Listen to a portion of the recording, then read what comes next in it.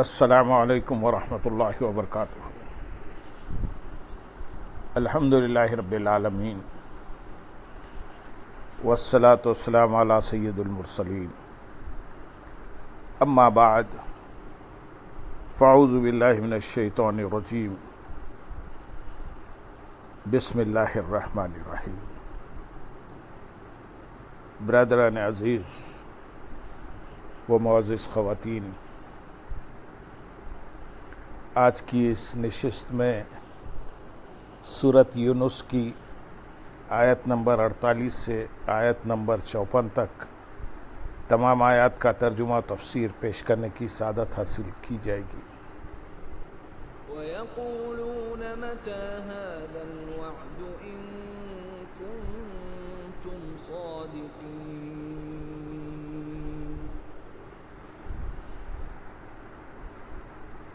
قُل لَّا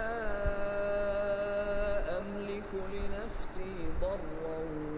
وَلَا نَفْعًا إِلَّا مَا شَاءَ اللَّهُ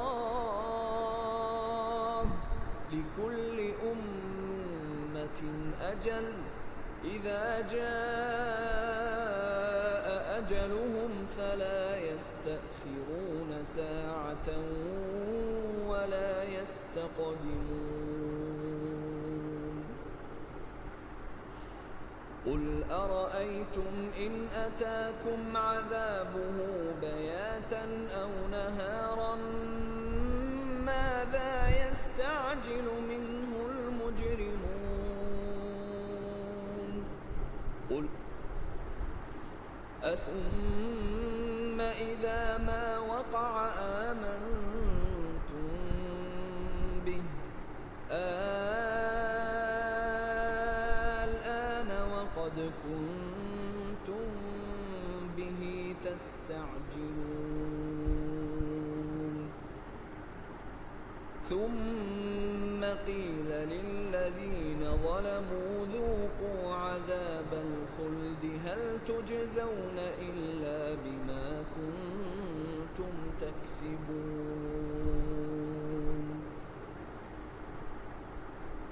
وَيَسْتَنبِئُونَكَ أَحَقٌّ هُوَ قُلْ إِي وَرَبِّي إِنَّهُ لَحَقٌّ وَمَا أَنْتُمْ بِمُعْجِزِينَ وَلَوْ أَنَّ لِكُلِّ نَفْسٍ ظَلَمَتْ مَا فِي الْأَرْضِ لَافْتَدَتْ بِهِ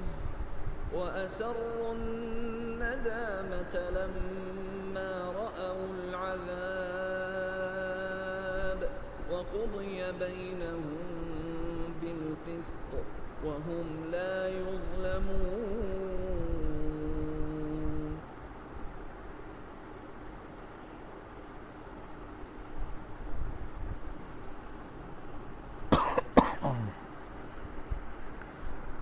اور کہتے ہیں اگر تم سچے ہو تو یہ وعدہ کب آئے گا؟ تم فرماؤ میں اپنی جان کے لیے نقصان اور نفع کا اتنا ہی مالک ہوں جتنا اللہ چاہے۔ ہر گروہ کے لیے ایک مدت ہے، تو جب وہ مدت آ جائے گی تو وہ لوگ ایک گھڑی نہ تو اس سے پیچھے ہٹ سکیں گے اور نہ آگے ہو سکیں گے۔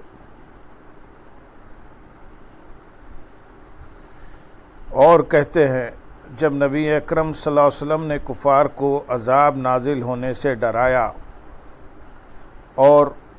ایک عرصہ گزرنے کے باوجود عذاب نہ آیا تو اس وقت کفار نے کہا کہ اگر تم سچے ہو تو یہ عذاب کا وعدہ کب آئے گا؟ تم فرماؤ میں اپنی جان کے لیے نقصان اور نفع کا اتنا ہی مالک ہوں جتنا اللہ چاہے۔ اس آیت میں کفار کے اس قول اگر تم سچے ہو تو یہ وعدہ کب آئے گا کا جواب دیا گیا ہے، اور اس کا خلاصہ یہ ہے کہ دشمنوں پر عذاب نازل کرنے اور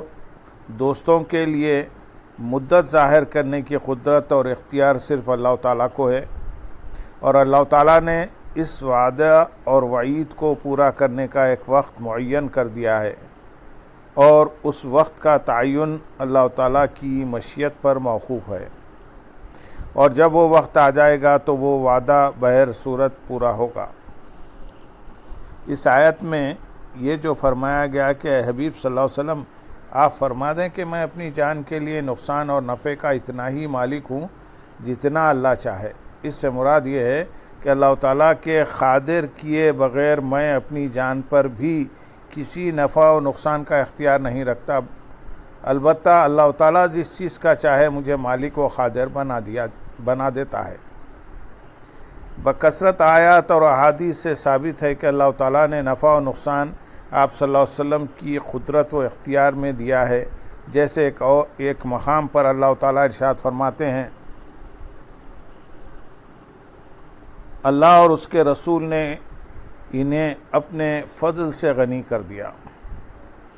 اس سے معلوم ہوا کہ نبی کریم صلی اللہ علیہ وسلم بھی لوگوں کو غنی اور مالدار بناتے ہیں، اور دوسروں کو غنی وہی کر سکتا ہے جسے غنی کرنے کی قدرت اور اختیار حاصل ہو۔ ایک اور مقام پر سورۃ توبہ آیت نمبر 59 میں ارشاد ہے،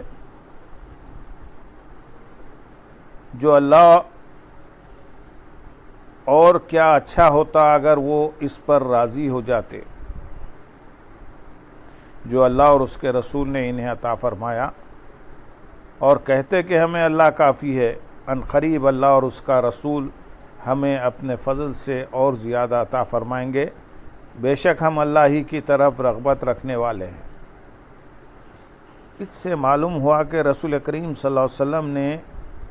دیا بھی ہے اور دیں گے بھی، اور دیتا بھی وہی ہے جس کے پاس خود ہو۔ صحیح بخاری میں ہے، دو عالم کے مالک و مختار صلی اللہ علیہ وسلم نے ارشاد فرمایا، بے شک میں تقسیم کرنے والا ہوں جبکہ اللہ تعالیٰ عطا کرتا ہے۔ اس سے معلوم ہوا کہ جو چیز جب بھی جس کو اللہ تعالیٰ دیتا ہے وہ حضور پرنور صلی اللہ علیہ وسلم کی تقسیم سے ہی ملتی ہے، اور اس حدیث پاک میں اللہ تعالیٰ کے دینے اور سید المرسلین صلی اللہ علیہ وسلم کے تقسیم فرمانے کو کسی قید کے بغیر بیان فرمایا گیا ہے کہ نہ زمانے کی قید ہے، نہ چیز اور نہ لینے والے کی قید ہے۔ اس سے معلوم ہوا کہ حضور انور صلی اللہ علیہ وسلم کا دینا کسی زمانے، چیز اور لینے والے کے ساتھ خاص نہیں، بلکہ وہ اللہ تعالیٰ کے دیے ہوئے میں سے ہر زمانے میں جو چیز جسے چاہے عطا فرماتے ہیں۔ نیز بکثرت احادیث سے ثابت ہے کہ آپ نے دین اسلام کو دل سے ماننے والوں اور اس کی حمایت کرنے والوں کو نفع پہنچایا ہے، اور آئندہ بھی پہنچائیں گے، جیسے حضرت ربیعہ رضی اللہ تعالیٰ عنہ کو جنت عطا فرمانا، حضرت جابر رضی اللہ تعالیٰ عنہ کے گھر تھوڑے سے آٹے اور گوشت میں لعاب دہن ڈال کر سینکڑوں لوگوں کو کھلا دینا، غزوہ بدر میں حضرت ابو ذر رضی اللہ تعالیٰ عنہ کی آنکھ زخمی ہونے پر اسے صحیح کر دینا، غزوہ احد کے موقع پر حضرت قتادہ رضی اللہ تعالیٰ عنہ کی تیر لگنے سے آنکھ نکل جانے پر ان کی آنکھ درست کر دینا،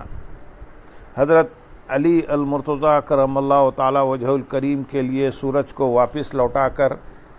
گئے ہوئے دن کو اثر کر دینا، غزوہ خیبر کے موقع پر آپ کرم اللہ تعالی وجہ الکریم کو ہونے والی آشوب چشم کی بیماری دور کر دینا، ایک غزوے کے موقع پر 1500 صحابہ کرام رضی اللہ تعالیٰ عنہ کو انگلیوں سے پانی کے چشمے جاری کر کے سیراب کر دینا۔ اسی طرح وصال ظاہری کے بعد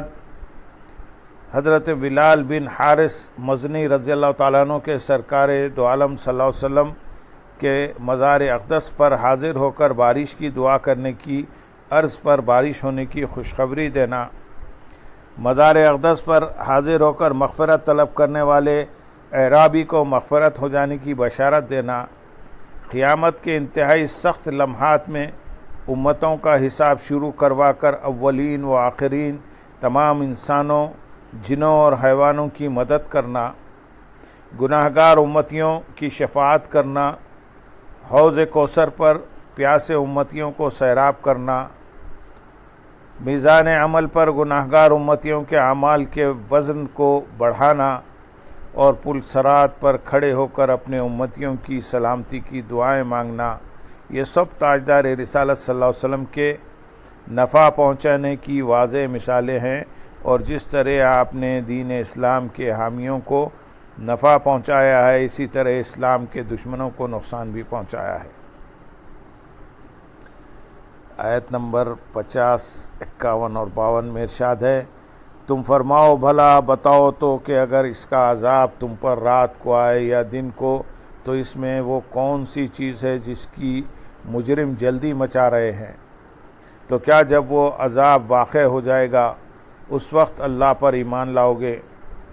ان سے کہا جائے گا کہ کیا اب تم ایمان لا رہے ہو، حالانکہ اس سے پہلے تو تم اس کی بڑی جلدی مچا رہے تھے۔ پھر ظالموں سے کہا جائے گا ہمیشہ کے عذاب کا مزہ چکھو، تمہیں تمہارے کمائے ہوئے اعمال ہی کا بدلہ دیا جا رہا ہے۔ قل ارائیتم، تم فرماؤ بھلا بتاؤ تو، یعنی اے حبیب صلی اللہ علیہ وسلم آپ اپنی قوم کے مشرکین سے فرما دیں کہ ذرا بتاؤ تو صحیح کہ اگر اللہ تعالیٰ کا وہ عذاب جس کے نازل ہونے کی تم جلدی مچا رہے ہو تم پر رات میں اس وقت آئے جب تم غافل پڑے سو رہے ہو، یا دن میں اس وقت آئے جب تم معاش کے کاموں میں مشغول ہو، تو تمہاری تکلیف میں کیا فرق پڑے گا؟ یعنی عذاب کا ہر حصہ عذاب ہے اور ہر وقت کا عذاب عذاب ہی ہے، تو تمہارے لیے تو بہتر حال مہلک ہے، تو پھر تم اس کے جلدی وقوع کا مطالبہ کیوں کر رہے ہو؟ تو کیا جب وہ عذاب واقع ہو جائے گا، یعنی اگر اللہ تعالیٰ کا عذاب تم پر آ جائے گا تو کیا اس کے نازل ہونے کے بعد اللہ تعالیٰ پر ایمان لاؤ گے؟ اس وقت کا ایمان کچھ فائدہ نہ دے گا، اور جب عذاب نازل ہونے کے بعد ایمان لائیں گے تو ان سے کہا جائے گا کہ تم اب ایمان لا رہے ہو، حالانکہ اس سے پہلے تو تم سرکشی اور استہزاء کے طور پر اس کی بڑی جلدی مچا رہے تھے۔ پھر ظالموں سے کہا جائے گا، یعنی جن لوگوں نے اللہ تعالیٰ سے شرک اور کفر کر کے اپنی جانوں پر ظلم کیا، ان سے کہا جائے گا جس عذاب میں تمہیں ہمیشہ رہنا ہے اس کا مزہ چکھو،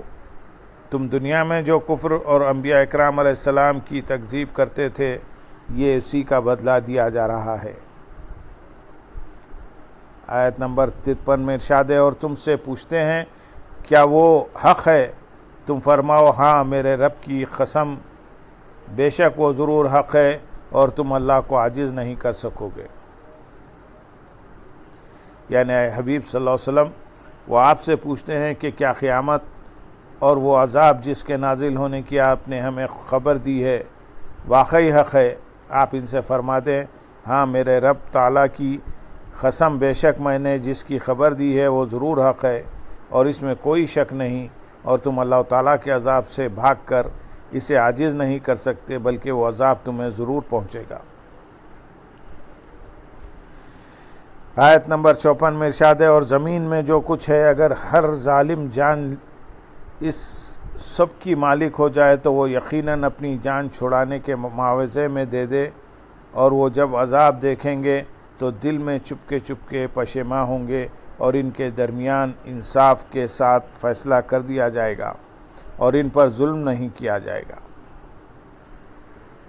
اور زمین میں جو کچھ ہے اگر ہر ظالم جان اس کی مالک ہو جائے، آیت کا خلاصہ یہ ہے کہ دنیا میں زمین کے اندر جو خزانہ اور مال و دولت ہے یہ سب اگر ہر کافر و مشرک کی ملک میں ہوتا تو وہ یقیناً اپنی جان چھڑانے کے معاوضے میں دے دیتا اور قیامت کے دن اسے اپنی رہائی کے لیے فدیے کر ڈالتا، لیکن یہ فدیہ قبول نہیں، اور تمام دنیا کی دولت خرچ کر کے بھی اب رہائی ممکن نہیں۔ جب قیامت میں یہ منظر پیش آئے گا اور کفار کی امیدیں ٹوٹ جائیں گی اور کافروں کے سردار عذاب دیکھیں گے تو وہ دل ہی دل میں شرمندہ اور پشیماں ہوں گے، لیکن اپنی شرمندگی عام کافروں سے چھپانے کی کوشش کریں گے، اور اس دن ان کے درمیان انصاف کے ساتھ فیصلہ کر دیا جائے گا اور ان پر کچھ بھی ظلم نہ ہوگا۔ چونکہ اللہ تعالیٰ نے کفر و شرک کی سزا کا دائمی ہونا بیان فرما دیا اور قانون بنا دیا، تو اب جسے یہ سزا ملے گی اسے یقیناً قانون کے مطابق ملے گی، اور قانون کے مطابق سزا انصافی ہوتی ہے۔ اللہم صلی علی سیدنا محمد وعلی آل سیدنا محمد وبارک وسلم۔ سبحان